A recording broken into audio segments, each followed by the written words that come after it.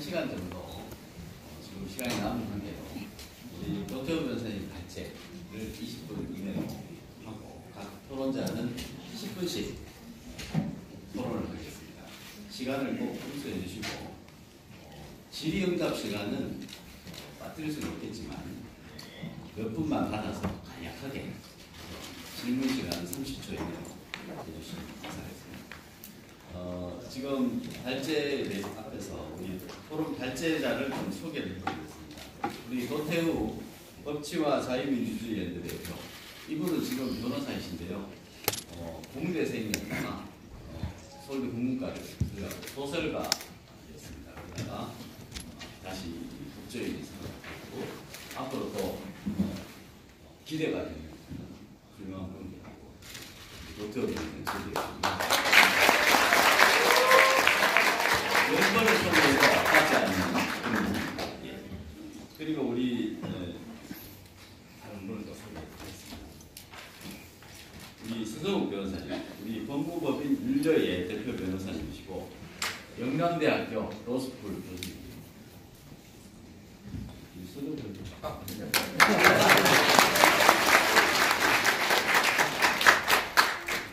우리 노영국 선생님 소개해드리겠습니다. 우리 ROTC 실기고요. 5.18 당시에 5.18 사태 때 참여하셨습니다. 대구 교육기술회입니다. 이분은 소개가 필요 없는 분인데요. 손창경 KBS 공영노조 위원장이십니다. 미래위원회를 자직시킨 우리 훌륭하신 분이십니다. 울산방송국장을 역임하셨고요. 제가 시간 관계상 중간중간에 요약해서 드리기로 하고 바로 시작하겠습니다. 우리 노태우 변호사님께 발제를 부탁드리겠습니다. 네. 먼저 이런 자리가 마련된 게 수많은 분들의 희생과 땀과 눈물과 노고가 있었다는 점 감사드립니다. 여기 포함된 자료 하나가 얻어지는데 때로는 변희재 대표처럼 감옥에 갇히고 또 박근혜 대통령께서 형사재판을 받으시면서 옥고를 치르면서 얻어진 증거, 이름 없는 지금 말씀드릴 수 없는 IT 전문가들이 자기를 하면서 여러 밤을 새워가면서 찾아낸 그런 노고들, 또 이 자리를 지켜주신 많은 분들의 격려, 성원, 시위, 이런 모든 것들이 지금 JTBC 태블릿 PC라는 것이 세상에 출연한 지 약 2년 4개월 만에 국회 회의실에서 당당히 특검을 주장할 수 있게 된 그러한 길을 걸어오는 여정이었다고 생각합니다. 이 태블릿 PC는 오늘 제가 준비하는 과정에서도 더욱 확신을 갖게 되었는데 참으로 우리 역사에 남을 수밖에 없는 드라마와 같다고 생각됩니다. 이것이 요물처럼 세상에 나타나서 탄핵과 대통령 형사재판으로 이어지는 광풍을 일으키는 입구가 되었는데 직관적으로 많은 분들이 의문을 가지고 여러 허점들이 지적되기 시작했지만 그 실체를 밝히는 데는 많은 장벽이 있었고 어려움이 있었습니다. 그러나 2년 4개월이 지난 지금 시점에 와서는 그 출발점과는 비교할 수도 없을 만큼 많은 증거들과 그러한 내용들이 축적되었습니다. 이것이 특검이라는 계기를 맞게 된다면 폭발적으로 그것은 이 진실을 드러내는 그 활화산과 같은 그런 부분이 터져나올 것이라고 생각됩니다. 마침내 그날이 올 것이라고 확신합니다.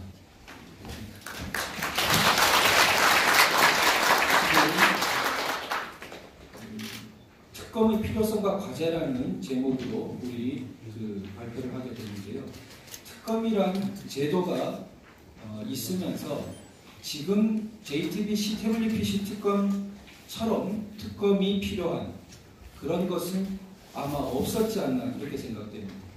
왜냐하면 JTBC 태블릿 PC 특검이 필요한 이유는 한마디로 그 몸통, 본체가 검찰이 연루되어 있는 의혹이 있기 때문입니다. 맞습니다. 검찰 기관에 대한 아주 검찰 수뇌부가 연루되어 있는 의혹이 있고 그것이 대통령 탄핵을 불러일으키고 대통령 형사재판까지 간 사건이라면 그런 사건을 어떻게 기존의 검찰기관이 수사할 수 있겠습니까? 바로 그런 수사기관을 수사하기 어려운 난점이 있기 때문에 특검 제도라는 것이 있는 것이고 특히 지금과 같은 사안에서는 그러한 특검만이 진실을 규명할 수 있다고 할 것입니다. 자, 본격적으로 바로 내용으로 들어가 보도록 하겠습니다. 네, 크게 네 부분인데요. 몸통은 필요성과 과제로 이루어져 있습니다. 네, 그 태블릿은 많은 분들이 알고 계시지만 특히 상징성이 중요합니다. 하나의 일반적인 PC라면 그렇게 파괴력이 크지 않았을지도 모릅니다. 그러나 국민 선동이 이루어지던 그 당시 태블릿은 한 손바닥에 들고 다니는 그리고 무속 스캔들과 더불어서 마치 아바타처럼 한 손바닥 안에서 최모 여인이 대통령을 인형처럼 조종했다는 이미지를 더 씌우기에 가장 적절한 구조물이었던 것입니다. 핵심 상징이라고 볼 수 있죠. 그래서 그러한 검찰의 그런데 이런 부분에 대해서 검찰의 연루 의혹이 있다는 것이죠. 지금 이게 작동이 어디에 예, 특검의 필요성 부분입니다. 첫 번째, 검찰 보관기간. 검찰은 공식적으로 25일에 2016년 10월 25일에 이 태블릿 PC에 대한 포렌식을 보려고 10월 24일 날 JTBC로부터 전달받은 것으로 주장되고 있습니다. 그런데 10월 31일이면 검찰이 보관하고 있던 기간이죠. 그러면 지금 제일 오른쪽 수정 일시라는 곳을 보면 2016년 10월 31일이라고 나오죠. 그래서 마지막으로 건드려진 부분이 저 날짜이기 때문에 표시가 저렇게 되는 것입니다. 그러면 검찰이 분명히 보관하고 있다고 주장되고 있는 그 시기에 초록색으로 표시된 부분을 보면 아무것도 없이 이렇게 슬래시가 되어 있는데 저것이 IT 전문가들이 말하는 루트 폴더입니다. 루트 폴더라는 것은 지금 모양에서도 보듯이 가장 근원적인 뿌리에 있는 폴더입니다. 그래서 그 루트 폴더에 대한 권한을 획득하면 마치 처음 구성을 하는 사람처럼 모든 내용을 거기에 넣기도 하고 변경시킬 수도 있게 되는 것입니다. 그런 루트 폴더에 왜 접근했느냐 하는 것입니다. 검찰 보관 주장식이요. 그리고 그 밑에 있는 것은 PC 싱크라고 되어 있는데요. 저 부분도 동기화라고 해서 우리가 컴퓨터를 갈아엎는다 이렇게 할 때 초기화시킨다 그런 것으로 말할 때 나오는 신호 표시입니다. 따라서 이런 부분이 검찰은 유일한 변명이 그냥 껐다 켰다라는 것입니다. 그러나 껐다 키는 것만으로는 이렇게 중요한 폴더들에 대한 접근 기록이 포렌식에서 나올 수 없는 것이죠. 그래서 지금 이 화면만이 아니라 자료집에 보면 더욱 여러 가지의 기록들이 나옵니다. 그래서 시스템 드롭박스라든지 미디어 기록, 또 메일 DB 이런 곳에 검찰이 10월 31일 접근한 기록들이 도출되어 있습니다. 두 번째로 카카오톡 채팅방 목록 415개가 사라지는 그러한 부분이 포렌식 보고서에서 발견됩니다. 2016년 10월 25일 포렌식 보고서에 따르면 제일 끝에 보시듯이 445개의 채팅방, 카카오톡 채팅방 목록이 있습니다. 그런데 이것이 2017년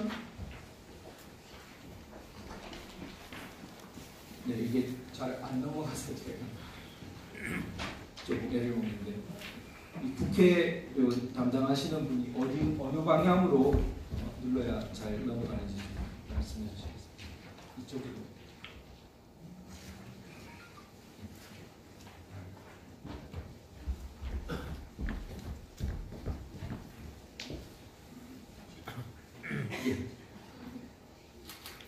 네, 그 2017년 쪽을 보면 그 30개로 되어 있는 거죠. 아까 전 화면 보시면 445개였다가 2017년 그 화면을 보면 30개로 되어 있습니다. 이것이 포렌식 보고서가 두 종류가 존재합니다. 그래서 2016년 10월 25일 당시 당연히 하나가 존재하고 1년 정도 지난 뒤인 2017년 것이 그 국과수의 보고서로 그 새로 존재하는데, 저것은 그 박근혜 대통령 그 형사재판과 최소한 형사재판에서 태블릿 PC에 대한 검증 감정 부분이 주장되어서 새롭게 포렌식을 한 것입니다. 저렇게 1년 뒤에 새롭게 포렌식을 한 내용이 없었다면 그 기간 검찰이 건드린 내용이 쉽게 발견되기 어려웠을 것입니다. 그런데 형사재판을 치르면서 저 귀한 자료가 나오게 된 거죠. 자, 그 다음 세 번째 부분. 이것은 당시 노승건 제1차장검사, 검찰 고위직이죠. 그리고 JTBC 간에 주고받은 문자 메시지입니다. 저 문자 메시지를 보면 태블릿 존재 및 전달권은 절대 보안 유지 부탁드립니다. 잘 관리해야죠. 제가 잘 처리하겠습니다. 등의 말을 노 차장 검사가 하고 있습니다. 이 문자 메시지가 유일한 것이라고 볼 수 없을 것입니다.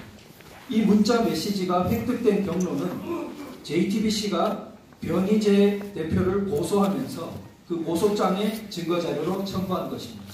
자기들의 입수 전달 경위가 정당했다라는 주장을 하기 위해서요. 그런데 그 고소장 증거자료는 변희재 대표가 형사재판에 넘겨지기 전까지는 열람할 수가 없었습니다. 그래서 정식 형사재판에 넘겨지고서야 저 자료가 열람 복사할 수 있었고 일반인에게 알려질 수 있게 된 것입니다.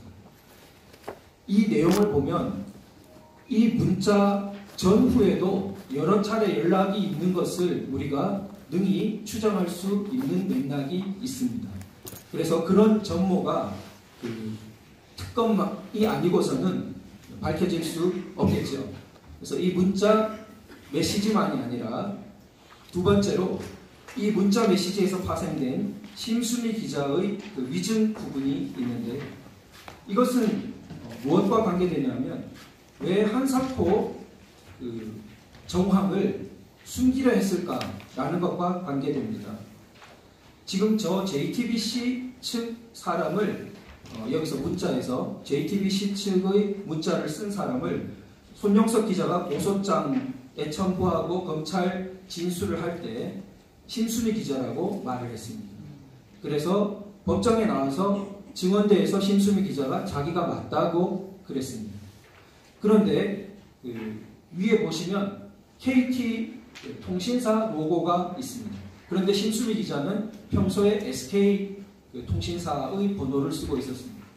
그래서 그런 부분을 이동환 변호사가 마지막에 딱 혀를 찌르자 굉장히 당황하면서 독일에서 어머니 핸드폰을 빌려 썼다는 굉장히 억지 말을 하게 되고 결국 자신의 말을 정정하지 않고 재판을 마치게 됩니다. 그 다음에 김필준 기자에게 심수미 기자와 주고받은 번호, SK 번호 맞냐고 하니까 이 탄핵 당시부터 계속해서 그 번호로 주고받은 게 맞다고 증언을 합니다. 더욱 궁지에 몰렸죠. 그런데 몇 주 뒤에 손용석 선임 기자가 다시 증언대에 나와서 사실 저 문자를 주고받은 것은 심수미 기자가 아니고 조택수 법조팀장 기자였다라고 자신의 말과 심수미 기자의 말을 둘 다 번복하는 그런 말을 하게 됩니다. 심수미 기자의 위증이 완전히 확정된 거죠. 그렇다면 우리가 굉장히 의문을 갖게 되는 것은 왜 저 문자 메시지를 주고받은 사람을 숨기려고 했는가? 그러다가 마지막에서야 또 조택수 기자라고 하는데 그것조차도 우리가 완전히 확인된 바는 아닌 거죠. 그래서 이런 부분들이 여전히 의문 속에 놓여 있습니다. 세 번째로 노승권 차장검사는 태블릿과 관련해서 허위 브리핑도 하고 굉장히 국민을 오도하는 말도 합니다. 자, 2016년 12월 11일 저런 날짜들이 다 굉장히 의미 있는데요. 왜냐하면 12월 10일 날 탄핵이 이루어지고 바로 그 다음 날입니다. 그래서 JTBC가 태블릿에 관한 특별 보도를 하는 것은 탄핵 소추결이 전날 12월 9일 날 하고 그 다음에 또 12월 11일 날 차장검사는 특별 브리핑을 합니다.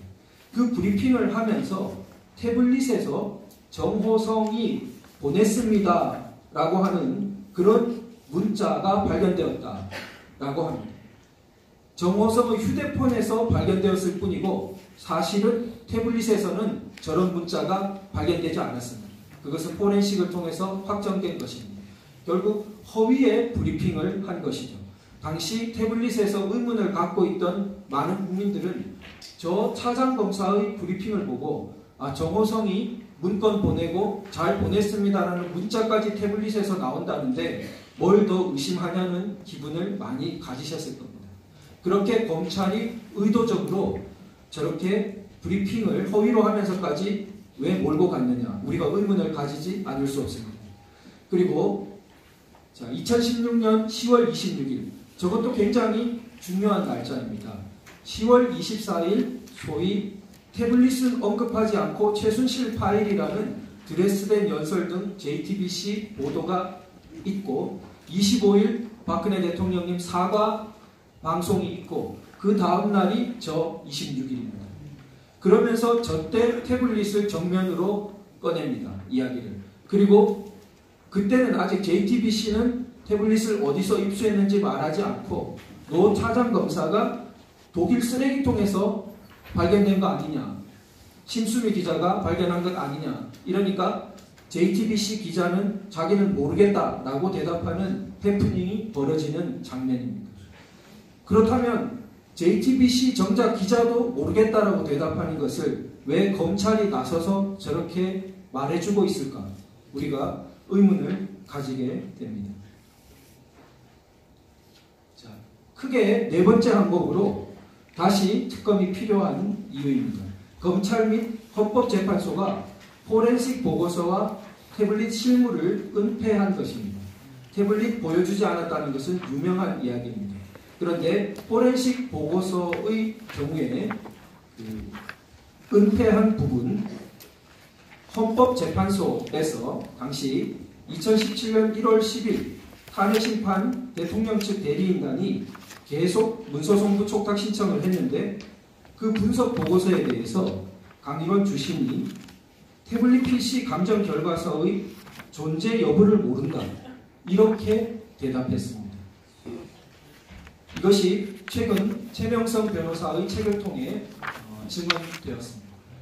그러니까 우리가 2017년 11월에 알게 된 것은 10월 25일 날 이미 포렌식을 했고 그 보고서가 검찰 수중에 있었다는 것입니다.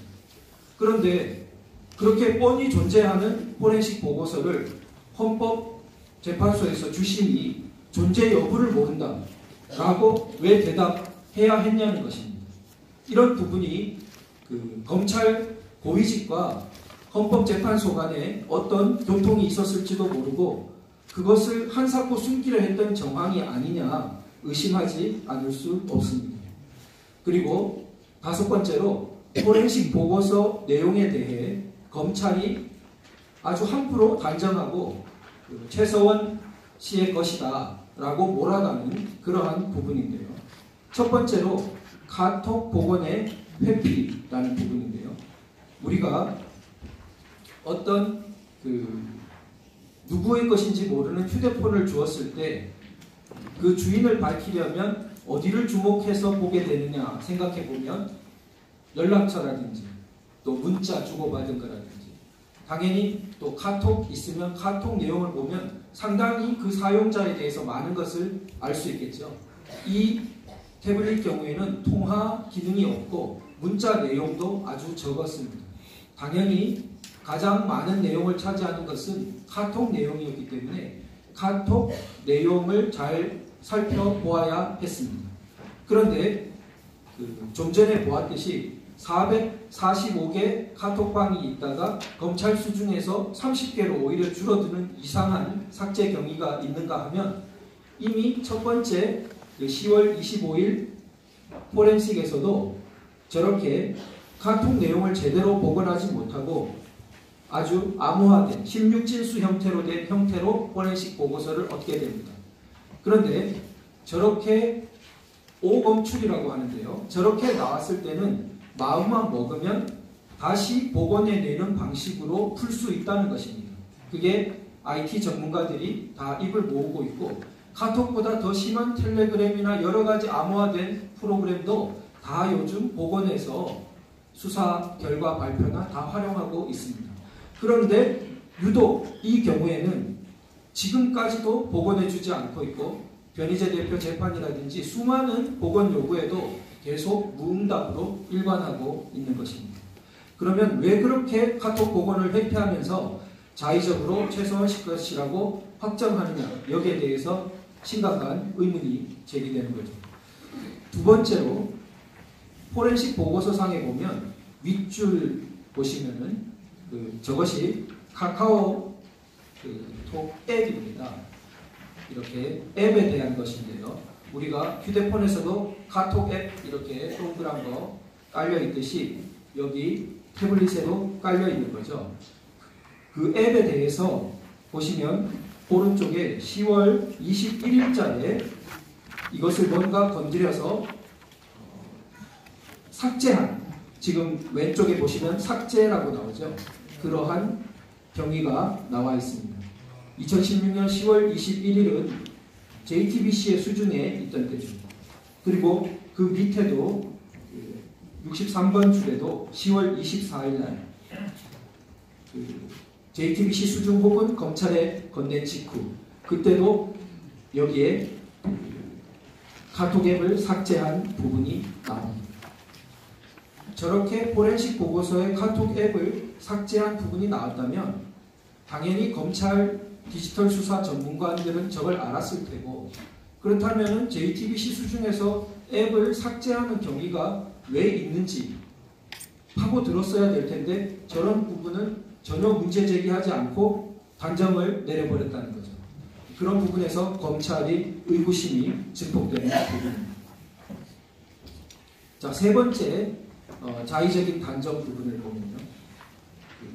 검찰은 사진 2장 정도와 영사콜 2개 정도를 가지고 유력하게 최소원 씨의 것이라고 주장했었습니다. 그런데 영사콜 말고도 국내 국외를 확인할 수 있는 중요한 내용으로 카톡상의 영문으로 안내문이 오는 것을 볼 수 있다고 합니다. 지금 화면에 보시는 것처럼 저렇게 2012년 12월 4일에 영문으로 저렇게 안내가 올 때 저것은 사용자가 해외에 있다는 것을 가리켜 주는 표시라고 합니다. 우리 자료집에 보면 비교해서 같은 내용이 국문으로 되어 있는 것도 있고 영문으로 되어 있는 것도 있습니다. 그래서 국내에 있을 때는 국문으로, 해외에 있을 때는 영문으로 온다는 것이 비교되어 있습니다. 그런데 이렇게 해외에서 카톡 안내가 온 부분이 3개나 있습니다. 지금 2012년 12월 4일, 그리고 2013년 8월 26일, 또 2013년 9월 25일. 그런데 이 3번의 기록은 재판 과정에서 최소원 씨의 출입국 기록이 다 제출되었는데 출입국 기록으로 비교해 볼 때 최소원 씨가 국내에 있던 기간입니다. 3번이나 어긋나는 거죠. 2번 일치한다고 판정했는데 3번 어긋나는 기록은 왜 무시했냐는 것입니다. 이런 부분에 대한 의혹이 규명돼야 될 과제로 남게 됩니다. 그리고 JTBC 보관 기간에 수정 삭제 의혹이 여러 가지 있습니다. 이 부분에 대해서 검찰이 당연히 그것을 규명하려고 했어야 되는데 그런 노력을 전혀 하지 않고 방기해 버린 것입니다. 자, 그럼 첫 번째로 포렌식 보고에서 업타임 자료, 시스템 로그 자료라고 되어 있는데요. 이게 뭐냐면 언제 껐다 켰냐 이런 부분, 단적으로 말해서 실제 사용한 기록에 대한 확인 부분입니다. 이게 확인되지 않았다는 것은 뭘 방치한 것이냐면 JTBC가 수중에 일주일가량 들고 있었다고 했으니까 그러면 그렇게 들고 있는 동안에 여러 번 껐다 켜고 하면서 그런 내용이 있다면 그건 사실 디지털 증거를 다루는 방법도 아니고 굉장히 위법한 내용일 뿐만 아니라 보다 문제는 그 중요하다고 하는 증거의 내용이 변형되었을지 모르니까 당연히 파들어가야 되는데 그 부분을 놓아버렸다는 거죠. 그리고 두 번째, 루팅 가능성을 확인하지 않았다. 저 부분은 포렌식 전문가들은 기본적으로 확인하는 내용이라고 합니다. 즉 제일 처음에 말씀드린 것처럼 루팅이란 건 루트 파일에 접근해서 바꾸는 건데 그런 루트 파일에 접근한 기록, 바꾼 기록이 있으면 나머지는 볼 것도 없이 오염됐다고 볼 수 있기 때문에 가장 기본 값으로 루팅 여부를 확인하게 되는데 이 포렌식 보고서에서는 루팅을 했을 가능성에 대해서 확인하지 않았다는 것입니다. 그래서 왜 확인하지 않았느냐라는 부분이 제기됩니다. 그리고 세 번째로 연락처 내용에 있어서 김수민 사진 등이 50회나 나오고 그리고 연락처에 대한 부분이 JTBC 보관이라고 주장되는 기간 중에 저렇게 많이 수십 회 삭제된 기록이 나오는데 저 부분에 대해서 규명하지 않고 검찰은 넘어가 버린 것입니다. 마지막으로 지금 노랗게 표시된 중간에 보시면은 그 숫자가 15,000 얼마 이렇게 써져 있고 15,000원씩 5만인가요? 써져 있고 그 위에는 13만 이렇게 써져 있죠. 그래서 좀 글자가 작은데요. 그 중간에 그 파일 이름이 .al 이런 식으로 로그 기록이 나와요. WAL이라고 나와 있는데 그 IT 전문가들에 의하면 저 WAL이라는 표시가 어떤 그 폴더나 이런 내용을 수정하고자 할 때 삭제하거나 수정하고자 할 때 임시로 잡아둔 Write Ahead Log라고 해서 임시로 그걸 딱 잡아두는 그런 표시라고 합니다. 그리고 그 위에 있는 행이 수정, 변경 후의 용량을 보여주는 거죠. 그렇다면 텔레폰이라는 저 DB, 데이터베이스가 JTBC 보관이라고 주장하는 기간 중에 17,000바이트 가량이 줄어들어버립니다. 그런데 저런 내용을 17,000바이트면 17,000자에 해당될 수 있는데 17,000자 가량의 내용이 날아가 버리는 그런 부분에 대해서 검찰이 규명하지 않았다는 것이고 지금 계속 변희재 대표 재판에서도 지적되고 있는데 검찰은 여전히 재판부도 이걸 들어주지 않고 있습니다. 내용이 확인되지 않고 있는 거죠. 그 다음 그 많은 분들이 익숙하게 아시듯이 그 장시호 태블릿 시라고 특검이 들고 나왔죠. 그래서 그 당장 모순점을 지적받았습니다. 2015년 7월부터 11월까지 사용한 것이라 했는데 출시 일자가 15년 8월 중순이었어요. 그래서 개통자 확인도 하지 않았다. 심지어 포렌식 보고서가 존재하는지도 모르겠다. 이렇게 되면서 그것은 아예 증거로 제출되지도 못하면서 들어가 버렸습니다. 이런 장시호 태블릿의 실체, 그 내용에 대해서 이제 정말 꼼꼼히 다시 한번 파헤쳐져야 될 것입니다. 그리고 고영태 제출 태블릿은 빈 깡통이었다고 했는데 그 부분도 제대로 포렌식 보고서와 함께 확인이 필요한 부분이라고 하겠습니다. 그래서 마지막으로 입수 경위에 대한 의혹 부분에서 지금 청와대 대변인 김의겸 당시 한겨레 기자는 이것이 주운 것이 아니라 받은 것이다 라고 말한 바 있고 검찰 발표와 JTBC 보도도 엇갈렸습니다. 일치하지 않았는데 검찰은 이에 대해서 추가 규명도 하지 않고 회피한 것입니다. 이런 모든 부분을 종합해 볼 때 검찰, 이제까지는 JTBC, 특히 손석희 씨에 대한 의혹으로만 많이 알려져 있었지만 그 부분을 거슬러 올라가면 오히려 몸통 부분에 상당히 검찰의 연루 의혹이 크다는 그러한 우리가 강력한 의구심을 가지게 되고, 이 사건의 진상을 제대로 밝히기 위해서는 검찰과의 어떤 정면 대결이 불가피하다. 그렇다면 특검 없이, 특히 야당 주도의 객관적 특검 없이 어떻게 진실을 밝힐 수 있겠느냐라는 문제가 제기된다고 하겠습니다. 그래서 그 과제 부분은 지금까지 제가 말씀드린 부분과 상당히 일맥상통하기 때문에 조금 빨리 넘어가도록 하겠습니다. 그래서 검찰과 관련해서 확인되어야 될 내용이 무려 이렇게 10가지가 각 항목만 해도 큰데 이렇게 많이 존재합니다. 그리고 JTBC 관련 과제를 보면 지금까지 거론 조금 덜 됐던 것으로는 4번 항목에 개통자 확인 관련 의혹이 있는데요. 이 부분은 JTBC는 2016년 10월 26일 김한수가 개통자라고 보도를 했는데 검찰은 27일 확인할 수 있었습니다.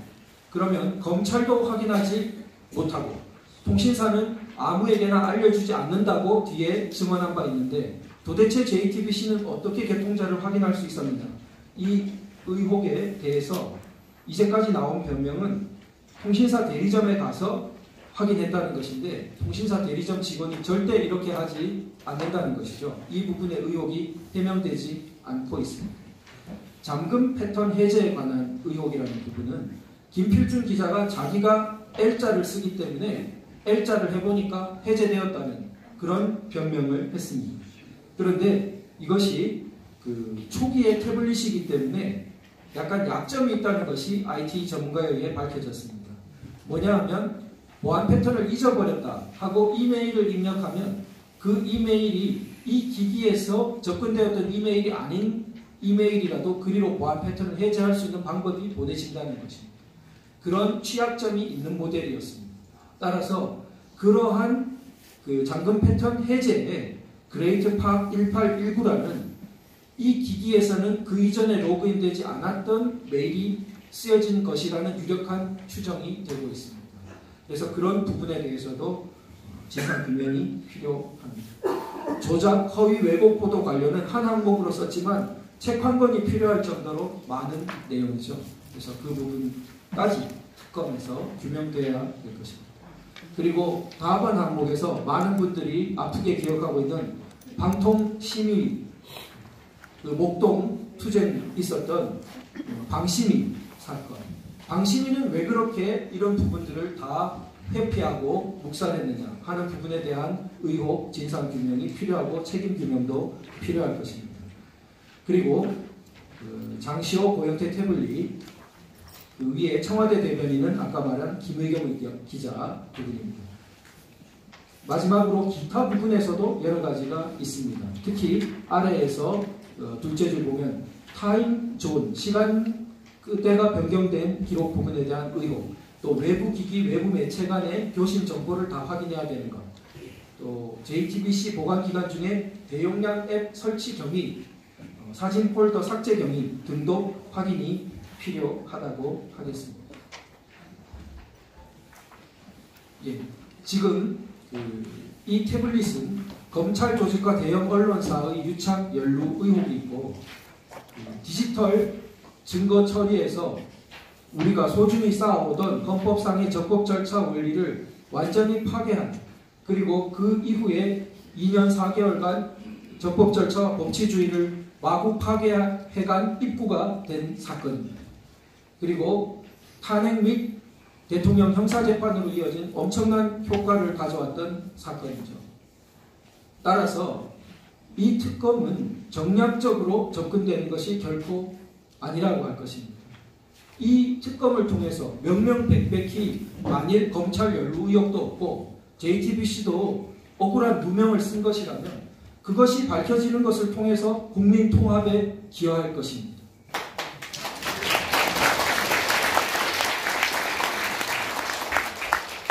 만일 반대로 검찰의 연루가 밝혀지고 JTBC 대형 언론사가 거기에 합작한 것이 밝혀진다면 이것은 그야말로 나라의 국채를 뒤흔든 사건으로서 뿌리 끝까지 그 진실이 규명되고 책임이 밝혀져야 되는 사건인 것입니다.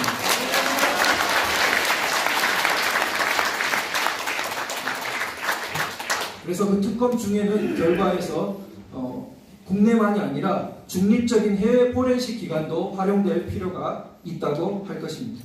예. 마지막으로 이 태블릿에 대한 조작 의혹, 그리고 드루킹의 여론 조작 의혹, 모든 것이 조작 정권인 것 같습니다.